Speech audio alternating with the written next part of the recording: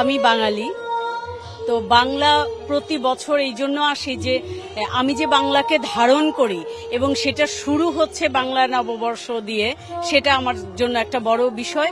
আর আমি হিন্দু সংস্কৃতিতে বিলং করি। প্রতি বছর সেই ছোটবেলা থেকে মাদের সাথে মন্দিরে যেতাম নববর্ষ উদযাপনের জন্য, মায়েরা পূজা দিত, আমরা আনন্দ করতাম। তো সেটাই আমি এখন পর্যন্ত বহন করে যাচ্ছি।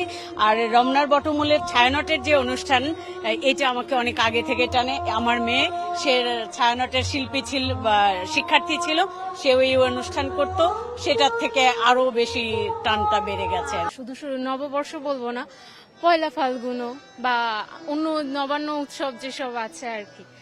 তো আমার কাছে মনে হয় যে এটা একটা আনন্দের ব্যাপার সবার জন্যই। এবারের পরিবেশটা আসলে অন্যবারের যে কোনো বারের তুলনায় অনেক সুন্দর। মানে লোকজনের অত ভিড় আছে, তারপরে মানে অনেক সুশৃঙ্খল, মানে খুব ভালো লাগতেছে এবারে। আমার বাচ্চা কাচ্চা যাতে কৃষ্টি কালচারের সাথে আমাদের সাথে বড় হয়ে ওঠে, আমাদের সংস্কৃতির যাকে বুঝতে শিখে, জানতে শিখে, এর জন্য পরিবারের সবাইকে নিয়ে একসাথে আসা। আমার এখানে এসে খুবই ভালো লাগে প্রত্যেকবারই। আর ছায়ানটের এই প্রোগ্রামটা অনেক সুন্দর হয় প্রত্যেকবারের মতো। এখানকার গানের যে পরিবেশনা হয়ে থাকে ওগুলো আমার খুবই ভালো লাগে। এর জন্য এখানে বারবার খালি না আসলেই হয় না।